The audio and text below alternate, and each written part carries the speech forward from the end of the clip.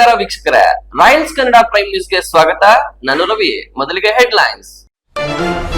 ಮಳೆಯೂ ಇಲ್ಲ, ಬೆಳೆ ವಿಮೆಯೂ ಇಲ್ಲದ ಸ್ಥಿತಿಯಲ್ಲಿ ರೈತರ ಪರದಾಟ. ತಾಂತ್ರಿಕ ದೋಷದಿಂದ ರೈತರ ಹೈರಾಣ. ಜೋಳ ಬೆಳೆ ವಿಮೆ ನೋಂದಣಿ ಪ್ರಕ್ರಿಯೆಯಲ್ಲಿ ತಾಂತ್ರಿಕ ದೋಷ. ವಿಮಾ ಪಾವತಿ ಅವಧಿ ವಿಸ್ತರಣೆಗೆ ರೈತರ ಒತ್ತಾಯ. ಸಮಯ ಸದ್ಬಳಕೆ ಮಾಡಿಕೊಂಡು ಸಮರ್ಥರಾಗುವಂತೆ ವಿದ್ಯಾರ್ಥಿಗಳಿಗೆ ಅಪರ ಜಿಲ್ಲಾಧಿಕಾರಿ ಡಾಕ್ಟರ್ ಎನ್ ಭಾಸ್ಕರ್ ಕರೆ. ಬಾಗೇಪಲ್ಲಿ ನ್ಯಾಷನಲ್ ಪದವಿ ಪೂರ್ವ ಕಾಲೇಜು ವಿದ್ಯಾರ್ಥಿಗಳಿಗೆ ಸ್ವಾಗತ ಸಮಾರಂಭ.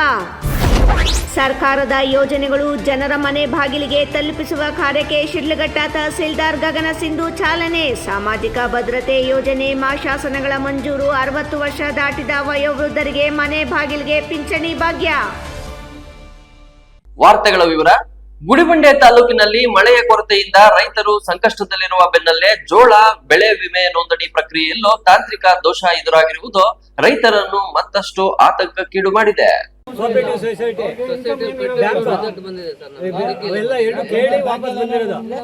ಸಾಲ ಇಲ್ಲದೆ ಇದ್ರೆ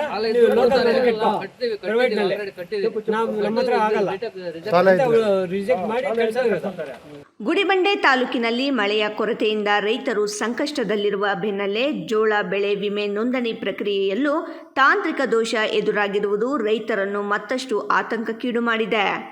ಜೋಳ ಬೆಳೆ ವಿಮೆ ನೋಂದಣಿಗಾಗಿ ರೈತರು ಕೃಷಿ ಇಲಾಖೆಯ ಕಚೇರಿಗೆ ಬೆಳಗ್ಗೆಯಿಂದಲೇ ಸಾಲುಗಟ್ಟಿ ಬರುತ್ತಿದ್ದಾರೆ.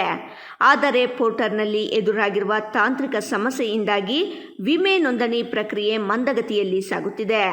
ಬೆಳಿಗ್ಗೆ 10 ಗಂಟೆಯಿಂದ ಮಧ್ಯಾಹ್ನ 3 ಗಂಟೆಯವರೆಗೆ ಕೇವಲ 3 ರೈತರ ನೋಂದಣಿ ಮಾತ್ರ ಪೂರ್ಣಗೊಂಡಿದೆ ಎಂದು ರೈತರು ತೀವ್ರ ಅಸಮಾಧಾನ ವ್ಯಕ್ತಪಡಿಸಿದ್ದಾರೆ. ಇದು ಡೇಟ್ ಎಕ್ಸ್ಟೆಂಡ್ ಕೊಡಬೇಕು, ಇಲ್ಲಿದ್ರೆ ಕಟ್ಟಕ್ಕಾಗಲ್ಲ. ನಾವು ಬೆಳಗ್ಗೆ 10 ಗಂಟೆಯಿಂದ 3 ಆಗಿರೋದು, ಇವಾಗ 3 ಗಂಟೆ 3 ಮಾಡಿದ್ದಾರೆ. ಏನು ಮಾಡೋದು ರೈತರು? 100 ಜನ ರೈತರು ಕಾದ್ಕೊಂಡು ವಾಪಸ್ ಹೋಗ್ತಾ ಇದ್ದಾರೆ. ವಿಮೆ ನೋಂದಣಿಗಾಗಿ ಅಗತ್ಯ ದಾಖಲೆಗಳೊಂದಿಗೆ ಬಂದಿರುವ ವೃದ್ಧರು ಹಾಗೂ ವಿಕಲಚೇತನ ರೈತರು ಊಟ ನೀರು ಇಲ್ಲದೆ ದಿನವಿಡೀ ಕಚೇರಿ ಆವರಣದಲ್ಲೇ ಕಾಯುವಂತಾಗಿದೆ. ಸೂಕ್ತ ಆಸನ ಹಾಗೂ ಮೂಲ ಸೌಕರ್ಯಗಳಿಲ್ಲದೆ ಅವರು ಪರದಾಡುವ ಸ್ಥಿತಿ ನಿರ್ಮಾಣವಾಗಿದೆ. ನನ್ನ ಹೆಸರು LP ಎಂಡ್ರೋಣಪ್ಪ ಅಂತ. ನಮ್ಮದು ಬಂದು ಗುಡಿಬಂಡೆ ತಾಲೂಕು ಕಸಬಾ ಹೋಬಳಿ ಲಕ್ಕೇನಲ್ಲಿ ಬೆಳಿಗ್ಗೆ 10 ಗಂಟೆಯಿಂದ ಇಲ್ಲಿ ಕಾಯ್ತಾ ಇದ್ದೀವಿ. ಸರ್ವರ್ ಇಲ್ಲ, ಬೆಳಿಗ್ಗೆಯಿಂದ ಈವರೆಗೂ ಸರ್ವರ್ ಇಲ್ಲ. ಸುಮಾರು ಜನ ರೈತರು ಬಂದು ವಾಪಸ್ ಹೋಗ್ತಾ ಇದ್ದಾರೆ. ಇವಾಗ ಇರೋರು ರಾತ್ರಿ 10 ಗಂಟೆ ಆಗಲಿ 9 ಗಂಟೆ ಆಗಲಿ ನಾವು ಇಲ್ಲೇ ಇರ್ತೀವಿ ಅಂತ ಒಂದು ಹಠ ಇಟ್ಕೊಂಡು ಇದ್ದಾರೆ.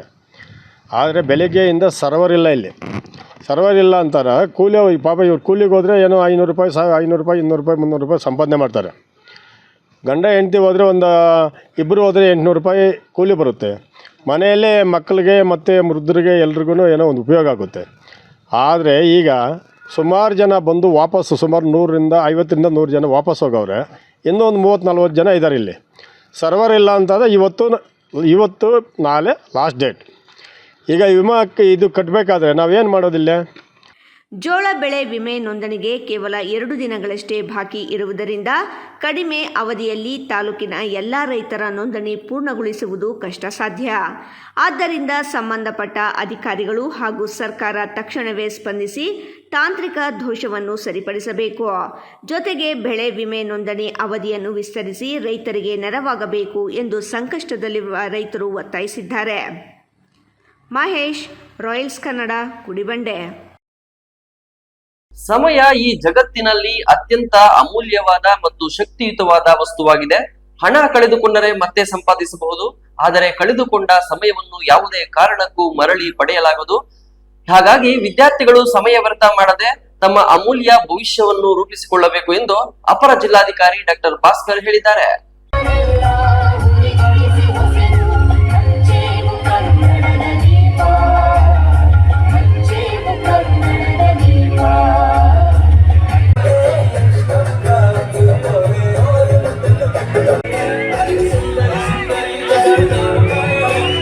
ಬಾಗೇಪಲ್ಲಿ ಪಟ್ಟಣದ ನ್ಯಾಷನಲ್ ಪದವಿ ಪೂರ್ವ ಕಾಲೇಜು ಆವರಣದಲ್ಲಿ ಪ್ರಥಮ ಮತ್ತು ದ್ವಿತೀಯ PUCಗೆ ದಾಖಲಾತಿ ಪ್ರಯುಕ್ತ ಆಯೋಜಿಸಿದ್ದ ಸ್ವಾಗತ ಸಮಾರಂಭ ಮತ್ತು ಸಾಂಸ್ಕೃತಿಕ ಕಾರ್ಯಕ್ರಮದ ಉದ್ಘಾಟನೆ ಮಾಡಿ ಮಾತನಾಡಿದ ಅಪರ ಜಿಲ್ಲಾಧಿಕಾರಿ ಡಾಕ್ಟರ್ ಭಾಸ್ಕರ್, ವಿದ್ಯಾರ್ಥಿ ಜೀವನ ಮನುಷ್ಯನ ಜೀವನದ ಅತ್ಯಂತ ಸುಂದರ ಹಾಗೂ ಪ್ರಮುಖ ಘಟ್ಟವಾಗಿದೆ. ಇದು ಭವಿಷ್ಯದ ಬದುಕಿಗೆ ಭದ್ರವಾದ ಅಡಿಪಾಯವನ್ನು ಹಾಕುತ್ತದೆ. ಜ್ಞಾನ ಸಂಪಾದನೆಗೆ ಅವಕಾಶ ನೀಡುತ್ತದೆ ಮತ್ತು ಉತ್ತಮ ವ್ಯಕ್ತಿತ್ವವನ್ನು ರೂಪಿಸುತ್ತದೆ ಹಾಗೂ ವಿದ್ಯಾರ್ಥಿಗಳ ಜೀವನದಲ್ಲಿ ಪ್ರಮುಖ ಘಟ್ಟ ಶಿಕ್ಷಣ ಅದನ್ನು ಸಮರ್ಪಕವಾಗಿ ಪಡೆಯುವುದು ನಿಮ್ಮ ಗುರಿಯಾಗಬೇಕು ಎಂದರು. ಮಕ್ಕಳ ಹಕ್ಕು ಮತ್ತು ಕರ್ತವ್ಯಗಳ ಕುರಿತು ಅವಲೋಕಿಸಿದಾಗ ಇವುಗಳನ್ನು ಮಕ್ಕಳಿಗೆ ತಿಳಿಸಿಕೊಡುವಲ್ಲಿ ಪೋಷಕರು ಹಾಗೂ ಶಿಕ್ಷಕರ ಪಾತ್ರ ಅತ್ಯಂತ ಮಹತ್ವದ್ದಾಗಿದೆ. ಮಕ್ಕಳು ಭವಿಷ್ಯದ ರೂವಾರಿಗಳು. ಈ ಹಿನ್ನೆಲೆಯಲ್ಲಿ ಪೋಷಕರು ತಮ್ಮ ಮಕ್ಕಳಿಗೆ ಮೌಲ್ಯ ಒಳಗೊಂಡಂತಹ ಸಂಸ್ಕಾರ ಕಲಿಸಿಕೊಡಬೇಕು. ಪಂಡಿತ್ ನೆಹರು ಅವರ ಆದರ್ಶನೇ ಪಾಲನೆ ಮಾಡಬೇಕು. ಇದರಿಂದ ಮುಂದೆ ಮಕ್ಕಳ ಭವಿಷ್ಯ ಸಾಕಾರಗೊಳ್ಳುತ್ತದೆ. ಮುಖ್ಯವಾಗಿ ಬಾಗೇಪಲ್ಲಿಯಂತಹ ಹಿಂದುಳಿದ ತಾಲೂಕಿನ ಗ್ರಾಮೀಣ ಮಕ್ಕಳಿಗೆ ಪದವಿ, PU ಶಿಕ್ಷಣ ಕಲ್ಪಿಸಲು ಶಿಕ್ಷಣ ತಜ್ಞ ಡಾಕ್ಟರ್ H. ನರಸಿಂಹಯ್ಯ ಶ್ರಮಿಸಿದ್ದಾರೆ. ಅವರ ಕನಸು ನನಸು ಮಾಡಲು ಪದವಿಯಲ್ಲಿ ನೂತನ ಕೋರ್ಸ್ಗಳನ್ನು ಆರಂಭಿಸಲಾಗಿದೆ. ಜೊತೆಗೆ ಮುಖ್ಯವಾಗಿ ಪ್ರತಿನಿತ್ಯದ ಸಾರ್ವಜನಿಕ ಜೀವನದಲ್ಲಿ ಓದಿನ ನಡುವೆ ಪ್ರತಿಯೊಬ್ಬರು ಗುಂಪು ಕೂಡಿ ನಗುವಿನ ಹಾಸ್ಯ ಚಟಾಕಿಗಳನ್ನು ಹಾಕಿಕೊಂಡು ನಗುತ್ತಿರಬೇಕು. ಇದರಿಂದ ನೋವುಗಳು ಮರೆಯಾಗುತ್ತವೆ. ನಗುವಿನಿಂದ ಆಯಸ್ಸು ವೃದ್ಧಿಯಾಗಲಿದೆ. ಪ್ರತಿಯೊಬ್ಬರೂ ಒಂದಲ್ಲ ಒಂದು ನೋವನ್ನು ಅನುಭವಿಸುತ್ತಾರೆ ಎಂದು ಸಲಹೆ ನೀಡಿದರು. ಚೆನ್ನಾಗಿ ಓದಬೇಕು ಅಂತಂತಂದ್ರೆ ಸಡನ್ ಆಗಿ ಇವತ್ತೇ ಎಲ್ಲ ಬಂದ್ಬಿಡಲ್ಲ. ಯಾಕೆ ನಿಮ್ಗೆ 1 ವರ್ಷ ಆದ್ಮೇಲೆ ಪರೀಕ್ಷೆ ಇರ್ತಾರೆ. ಇವತ್ತು ಬಂದ್ರೆ ನಿಮ್ಗೆ ಇವತ್ತೇ ಮುಗಿಸ್ಬಿಟ್ಟು ಇವತ್ತೇ ಕಳಿಸ್ಬೋದಲ್ಲ, ಕಳ್ಸಕ್ಕಾಗತ್ತಾ? ಅಂದ್ರೆ ಜ್ಞಾನಾರ್ಜನೆ ಮಾಡಬೇಕಾಗುತ್ತೆ, ಟೀಚರ್ಸು ಹೇಳ್ಕೊಡ್ಬೇಕಾಗತ್ತೆ, ನೀವು ಅದನ್ನ ವ್ಯಾಸಂಗ ಮಾಡಬೇಕಾಗುತ್ತೆ, ಕಠಿಣ ಪರಿಶ್ರಮ ಬರಬೇಕಾಗುತ್ತೆ. ಸೊ ಇದೆಲ್ಲರೂ ಸಹ ನೀವು ಮಾಡ್ತೀರಂತ ಭಾವಿಸ್ತಾ ಮತ್ತೆ ತುಂಬಾ ಹೆಚ್ಚಿನ ಸಮಯ ತಗೊಂಡೆ ಅಂತ ನಾನು ಭಾವಿಸ್ತೇನೆ. ಯಾಕೋ ವಿದ್ಯಾರ್ಥಿಗಳಿಗೆ ಮಾತಾಡಬೇಕಾದ್ರೆ ಸ್ವಲ್ಪ ಹುಮ್ಮಸ್ಸು ಬರುತ್ತೆ. ಅದೇನೋ ನಮ್ಮಿಂದ ಒಂದು ಸಂದೇಶ ಹೋಯ್ತು ಅಂತಂದ್ರೆ. ಈ ಸ್ವಾಗತ ಸಮಾರಂಭದ ಕಾರ್ಯಕ್ರಮದಲ್ಲಿ ವಿದ್ಯಾರ್ಥಿಗಳು ಅತ್ಯಂತ ಸಂತೋಷ, ಸಡಗರ ಹಾಗೂ ಸತ್ಕಾರ್ಯಗಳಿಂದ ನೃತ್ಯ ಮಾಡಿ ಆನಂದಿಸಿದರು. ಸುಬ್ಬು, ರಾಯಲ್ಸ್ ಕನ್ನಡ, ಭಾಗ್ಯನಗರ. ರಾಜ್ಯದಲ್ಲಿ ಸಾಮಾಜಿಕ ಭದ್ರತೆ ಮತ್ತು ವಿವಿಧ ಪಿಂಚಣಿ ಯೋಜನೆಗಳನ್ನು ಅರ್ಹರಿಗೆ ತಲುಪಿಸಲು ಹೋಬಳಿ ಮತ್ತು ಗ್ರಾಮ ಮಟ್ಟದಲ್ಲೂ ಪಿಂಚಣಿ ಅದಾಲತ್ಗಳನ್ನು ಆಯೋಜಿಸಲಾಗುತ್ತದೆ ಎಂದು ತಹಶೀಲ್ದಾರ್ ಗಗನ್ ಸಿಂಧು ಹೇಳಿದರು.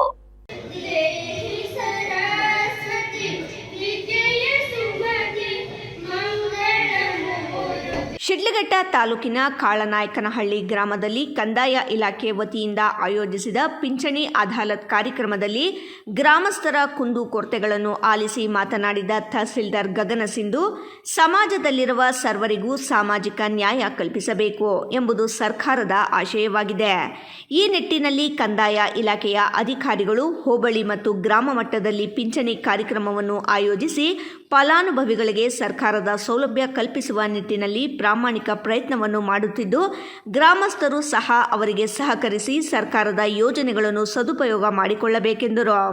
ಕಂದಾಯ ಇಲಾಖೆಯಲ್ಲಿ ಪೌತಿ ಖಾತೆ ಆಂದೋಲನ ಅಂತ ಮಾಡ್ತಿದೀವಿ. ತಮ್ಮೆಲ್ಲರೂ ಗಮನಕ್ಕೂ ಬಂದಿದೆ. ಪೌತಿ ಖಾತೆ ಈಗ ಯಾರು ಮೃತರಾಗಿದ್ದಾರೆ, ಮೃತರ ಹೆಸರಲ್ಲಿ RTC ಇರಬಾರ್ದು. ಇವಾಗ ಯಾರು ಜೀವಂತವಾಗಿದ್ದಾರೆ ಅವ್ರ ಹೆಸರಲ್ಲಿ ಮಾತ್ರ RTC ಇದೆ. ಅವ್ರಿಗೆ ಸರ್ಕಾರಿ ಸವಲತ್ತುಗಳಿದೆ, ಅವಾಗ ಮಾತ್ರ ಉಳಿಸೋಕ್ ಸಾಧ್ಯ ಆಗುತ್ತೆ. ಸೊ ಆ ತರ ಪೌತಿ ಖಾತೆ ಆಂದೋಲನ ಇವಾಗ ನಮ್ಮ ಜಂಗಮಕೋಟೆ ಹೋಬಳಿಯಲ್ಲಿ ಇನ್ನೊಂದು 10,000 ಅಷ್ಟು ಇನ್ನೂ ಬಾಕಿ ಉಳಿದಿದೆ. ಸೊ ಈ ತರ ಯಾರ್ಯಾರಿದ್ದಾರೆ, ಸರ್ವೆ ನಂಬರ್ಗಳು ಯಾರ್ಯಾರಿದ್ದಾರೆ, ತಮ್ಮ ಗಮನದಲ್ಲಿ ಯಾರಿದ್ದಾರೆ, ಮತ್ತೆ ಸುತ್ತಮುತ್ತ ಗ್ರಾಮಸ್ಥರು ಎಲ್ಲರಿಗೂ ತಾವು ತಿಳಿಸ್ಬಿಟ್ಟು ತಾವು ತಮ್ಮ ಗ್ರಾಮ ಲೆಕ್ಕಾಧಿಕಾರಿಗಳನ್ನ ಸಂಪರ್ಕಿಸ್ಬಿಟ್ಟು ಪೌತಿ ಖಾತೆ ಯಾರಿದೆ ಮುಂದೆ ಬಂದು ತಮ್ದು ಏನಿದೆ ಮಾಡಿಸ್ಬೇಕು. ಮನೆಗೆ ಬಂದು ನಮ್ಮವ್ರನ್ನು ಕೇಳ್ಬಿಟ್ಟು ಪೌತಿ ಖಾತೆ ಮಾಡ್ತಿದ್ದಾರೆ. ಈಗಾಗಲೇ ನಾವು ಒಂದು 10,000ದಷ್ಟು ಪೌತಿ ಖಾತೆ ಮಾಡಿ ಒಂದು 5,000ದಷ್ಟು ಪಾಣಿಗಳು ಆಲ್ರೆಡಿ ಮಾಡಿದೀವಿ ನಾವು. ಇದೇ ವೇಳೆಯಲ್ಲಿ ಗ್ರಾಮದಲ್ಲಿ ವಯೋವೃದ್ಧರಿಗೆ, ವಿಧವೆಯರಿಗೆ ಸಾಂಕೇತಿಕವಾಗಿ ಮಾಶಾಸನ ಮಂಜೂರಾತಿ ಪ್ರಮಾಣ ಪತ್ರವನ್ನು ವಿತರಿಸಲಾಯಿತು. ಎಫ್ ಫಾಷಾ, ರಾಯಲ್ಸ್ ಕನ್ನಡ, ಶಿಡ್ಲಘಟ್ಟ. ಇದೀಗ ಸಣ್ಣ ವಿರಾಮ. ವಿರಾಮದ ನಂತರ ಸುದ್ದಿ ಮುಂದುವರಿಯಲಿದೆ. ನಮಸ್ಕಾರ ಕರ್ನಾಟಕ. ಮದ್ಯಪಾನ ಮಾಡಿ ಪ್ರತಿದಿನ ನಿಮ್ಮ ಮನೆಯಲ್ಲಿ ಜಗಳ, ಕಿರಿಕಿರಿ ಮಾಡುತ್ತಿದ್ದಾರೆಯೇ? ಎಷ್ಟೇ ಪ್ರಯತ್ನ ಮಾಡಿ ಯಾವುದೇ ನಾಟಿ ಔಷಧಿ ಕುಡಿಸಿದರೂ ಪ್ರಯೋಜನವಾಗುತ್ತಿಲ್ಲವೇ?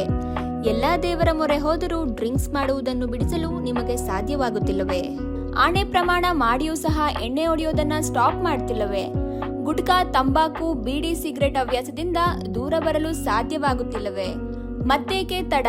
ಈಗಲೇ ಟಿವಿ ಸ್ಕ್ರೀನ್ ಮೇಲೆ ಡಿಸ್ಪ್ಲೇ ಆಗುತ್ತಿರುವ ಮೊಬೈಲ್ ನಂಬರ್ಗೆ ಕಾಲ್ ಮಾಡಿ ಯಾವುದೇ ರೀತಿಯ ಸೈಡ್ ಎಫೆಕ್ಟ್ ಇಲ್ಲದ 100% ಹರ್ಬಲ್, GMP ಸರ್ಟಿಫೈಡ್ ಮತ್ತು ಕ್ಲಿನಿಕಲಿ ಅಪ್ರೂವ್ಡ್ ಆಗಿರುವ ಔಷಧಿಯನ್ನ ಬುಕ್ ಮಾಡಿ. ನಿಮ್ಮ ದುಶ್ಚಟಗಳನ್ನ ದೂರ ಮಾಡಿ ಆರೋಗ್ಯಕರ ಜೀವನವನ್ನ ನಿಮ್ಮದಾಗಿಸಿಕೊಳ್ಳಿ. Mobile number 9739952121.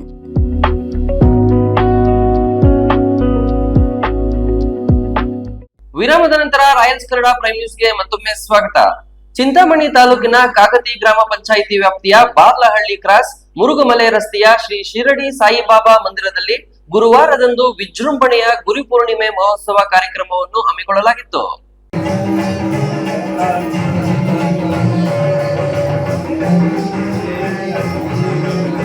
ಶ್ರೀ ಶಿರಡಿ ಸಾಯಿಬಾಬಾ ಸೇವಾ ಟ್ರಸ್ಟ್ ವತಿಯಿಂದ ಆಯೋಜಿಸಲಾಗಿರುವ ಈ ವಿಶೇಷ ಮಹೋತ್ಸವದ ಅಂಗವಾಗಿ ಬಾಬಾರವರಿಗೆ ವಿಶೇಷ ಅಲಂಕಾರ, ಅಭಿಷೇಕ ಹಾಗೂ ಪುಷ್ಪಾಲಂಕಾರ ಸೇವೆಗಳು ಮಾಡಲಾಯಿತು. ಬೆಳಿಗ್ಗೆ 10 ಗಂಟೆಯಿಂದ ಕಾಗತಿ ಶಾಮಣ್ಣ ಮತ್ತು ತಂಡದವರಿಂದ ನಾದಸ್ವರ ಕಚೇರಿ, ಮಧ್ಯಾಹ್ನ 1 ಗಂಟೆಗೆ ಕಾಗತಿ ಮಂಜುನಾಥ್ ಹಾಗೂ ಶ್ರೀಮತಿ ಲೀಲಾ ಲಕ್ಷ್ಮೀನಾರಾಯಣ ಅವರಿಂದ ಸುಗಮ ಸಂಗೀತ, ರಾಜೇಶ್ ಕೀಬೋರ್ಡ್, ಚಂದ್ರಶೇಖರ್ರಿಂದ ಪ್ಯಾಡ್ ಹಮ್ಮಿಕೊಳ್ಳಲಾಗಿತ್ತು. ಬೆಳಿಗ್ಗೆ 10 ಗಂಟೆಯಿಂದ ರಾತ್ರಿ 10 ಗಂಟೆಯವರೆಗೆ ಸತತವಾಗಿ ಮಹಾಪ್ರಸಾದ ವಿನಿಯೋಗ ನಡೆಯಿತು. ಇಂದು ನಡೆದ ಗುರುಪೂರ್ಣಿಮಾ ಮಹೋತ್ಸವ ಕಾರ್ಯಕ್ರಮದಲ್ಲಿ ಮಾಜಿ ಸಚಿವ ಹಾಗೂ ಕ್ಷೇತ್ರದ ಶಾಸಕರಾದ ಡಾಕ್ಟರ್ MC ಸುಧಾಕರ್ ಅವರು ಪೂಜಾ ಕಾರ್ಯಕ್ರಮದಲ್ಲಿ ಪಾಲ್ಗೊಂಡು ವಿಶೇಷ ಪ್ರಾರ್ಥನೆ ಸಲ್ಲಿಸಿದರು. ನಂತರ ವಿಶೇಷ ಆಹ್ವಾನಿತರಾಗಿ ಬೆಂಗಳೂರಿನ ಕುಂದಹಳ್ಳಿಯ TC ವೆಂಕಟೇಶ್ವರ ರೆಡ್ಡಿ ಮತ್ತು ಅವರ ಧರ್ಮಪತ್ನಿಯರು ಸಹ ಈ ಕಾರ್ಯಕ್ರಮದಲ್ಲಿ ಪಾಲ್ಗೊಂಡು ರಾಜ್ಯದ ಜನತೆಯ ಹಾಗೂ ರೈತರ ಒಳಿತಿಗಾಗಿ ವಿಶೇಷ ಪ್ರಾರ್ಥನೆ ಸಲ್ಲಿಸಿದರು. ಶ್ರೀ ಶಿರಡಿ ಸಾಯಿಬಾಬಾ ಟ್ರಸ್ಟ್ನ ದಿಲೀಪ್ ಮಾತನಾಡಿ, ಸುಮಾರು 15 ವರ್ಷಗಳ ನಿರಂತರ ಪ್ರಯತ್ನದ ಫಲವಾಗಿ ಈ ಭವ್ಯ ಬಾಬಾ ಮಂದಿರ ನಿರ್ಮಾಣಗೊಂಡಿದ್ದು, ಕಳೆದ 2 ವರ್ಷಗಳಿಂದ ನಿರಂತರ ಪೂಜಾ ಕೈಂಕರ್ಯಗಳು ನಡೆಯುತ್ತಿವೆ. ದೇವಾಲಯದ ಆವರಣದಲ್ಲಿ ಕಾಂಪೌಂಡ್ ಗೋಡೆ, ಗೋಪುರ ನಿರ್ಮಾಣ ಮುಂತಾದ ಅಭಿವೃದ್ಧಿ ಕೆಲಸಗಳು ಬಾಕಿ ಇರುವುದರಿಂದ ದಾನಿಗಳು ಹಾಗೂ ಭಕ್ತಾದಿಗಳು ತನು ಮನ ಧನಗಳಿಂದ ಸಹಕರಿಸಬೇಕಾಗಿ ಟ್ರಸ್ಟ್ ಪದಾಧಿಕಾರಿಗಳು ಮತ್ತು ಗ್ರಾಮಸ್ಥರು ಮನವಿ ಮಾಡಿದ್ದಾರೆ. ನಮ್ಮ ಹೆಸರು ದಿಲೀಪ್ ಕುಮಾರು.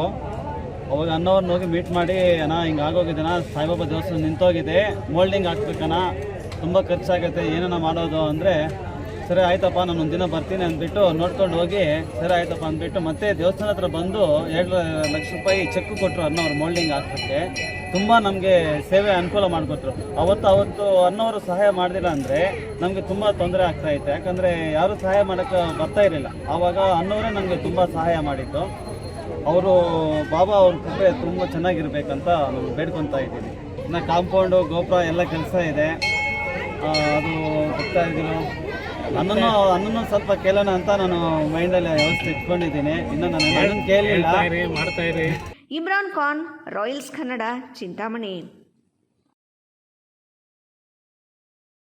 ಗೌರಿಬಿದನೂರು ನಗರ ಹೊರವಲಯದ ಬೈಪಾಸ್ ರಸ್ತೆಯಲ್ಲಿ ದುಷ್ಕರ್ಮಿಗಳ ಕೈಚಳಕ ಮಿತಿ ಮೀರಿದ್ದು, ಸಾರ್ವಜನಿಕರು ಹಾಗೂ ವಾಹನ ಮಾಲೀಕರು ಬೆಚ್ಚಿ ಬೀಳುವಂತಹ ಆಘಾತಕಾರಿ ಘಟನೆ ನಡೆದಿದೆ. ನಿಲ್ಲಿಸಿದ್ದ ಟಿಪ್ಪರ್ ಲಾರಿಯ ಚಕ್ರಗಳನ್ನು ಖದೀಮರು ಬಿಚ್ಚಿಕೊಂಡು ಹೋಗಿದ್ದು, ಇದು ವಾಹನ ಮಾಲೀಕರಲ್ಲಿ ತೀವ್ರ ಆತಂಕಕ್ಕೆ ಕಾರಣವಾಗಿದೆ.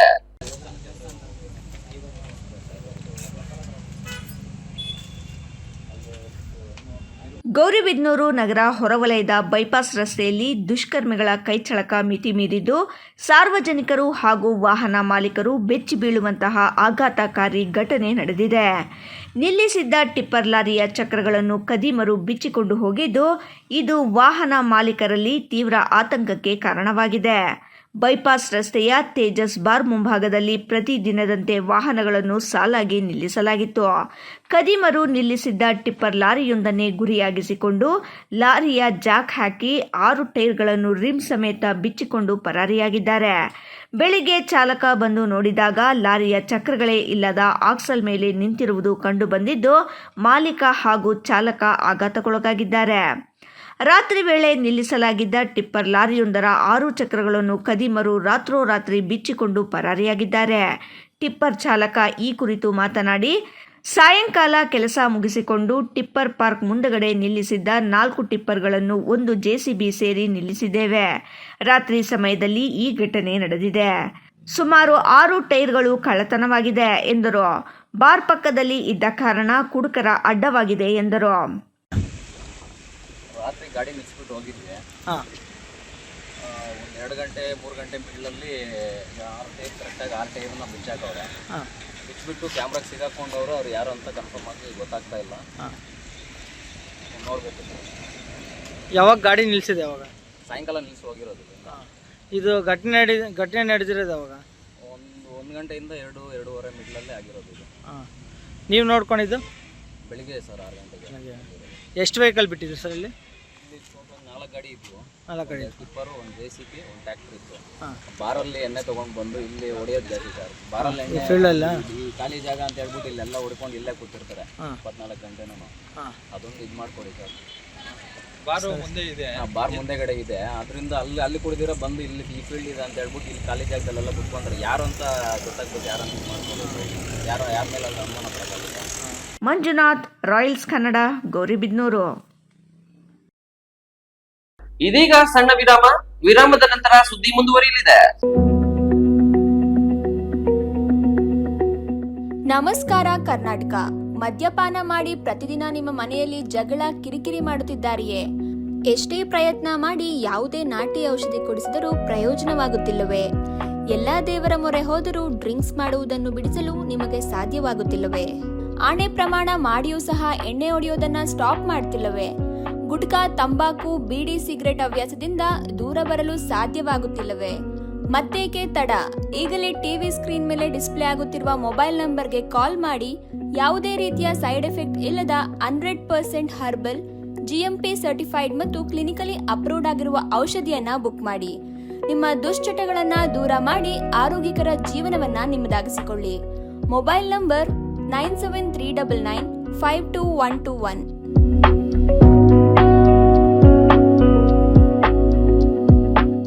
ವಿರಾಮದ ನಂತರ ರಾಯಲ್ಸ್ ಕನ್ನಡ ಪ್ರೈಮ್ ನ್ಯೂಸ್ಗೆ ಮತ್ತೊಮ್ಮೆ ಸ್ವಾಗತ. ಮಾಜಿ ಪ್ರಧಾನಿ HD ದೇವೇಗೌಡರ ಪತ್ನಿ ಚೆನ್ನಮ್ಮನವರ ಪುಣ್ಯತಿಥಿ ಇಂದು. ಚೆನ್ನಮ್ಮನವರ ಸ್ಮರಣಾರ್ಥ ದೊಡ್ಡಬಳ್ಳಾಪುರ JDS ಮುಖಂಡರಾದ B ಮುನೇಗೌಡರು ಮಹಿಳೆಯರಿಗೆ ಬಾಗಿನ ನೀಡಿದರು.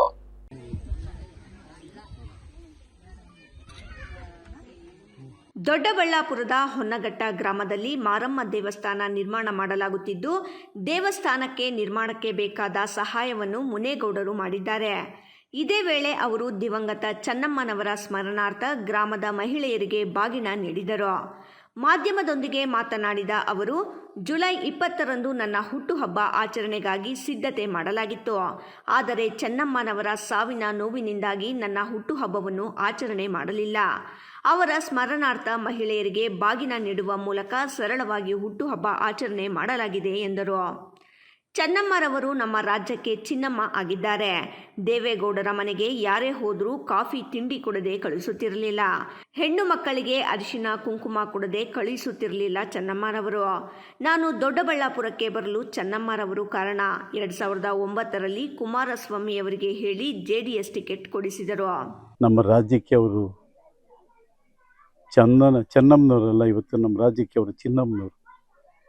ಯಾಕೆಂದರೆ ಅವರ ಸಾವಿನ ದಿವಸ, ಮಣ್ಣಿನ ದಿವಸ ಜನ ಸೇರಿರೋದು ನೋಡಿ ಯಾವ ರಾಜಕಾರಣಿಗೂ ಸೇರಲ್ಲ.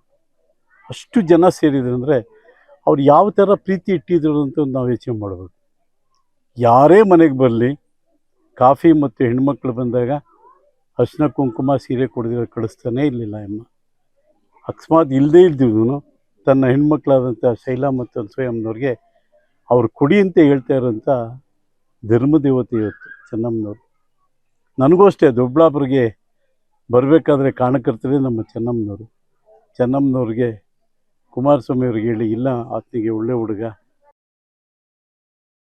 ಕೋಲಾರ ತಾಲೂಕಿನ ವೇಮಗಲ್ ಹೋಬಳಿಯ ಹುಲ್ಲಂಕಲ್ಲು ಗ್ರಾಮದಲ್ಲಿ ಅಂಬೇಡ್ಕರ್ ಪುತ್ಥಳಿ ಸ್ಥಾಪನೆಗೆ ಸಂಬಂಧಿಸಿದ ವಿವಾದದ ಹಿನ್ನೆಲೆಯಲ್ಲಿ ಅಪರ ಜಿಲ್ಲಾಧಿಕಾರಿ ಮಂಗಳ ಅವರ ಅಧ್ಯಕ್ಷತೆಯಲ್ಲಿ ಗ್ರಾಮದ ಎರಡೂ ಕಡೆಯ ಮುಖಂಡರು, ಜಾಗೃತ ಸಮಿತಿ ಸದಸ್ಯರು ಹಾಗೂ ದಲಿತ ಸಂಘಟನೆಗಳ ಮುಖಂಡರ ಸಭೆಯನ್ನು ಗುರುವಾರ ಜಿಲ್ಲಾಧಿಕಾರಿ ಕಚೇರಿಯಲ್ಲಿ ನಡೆಸಲಾಯಿತು.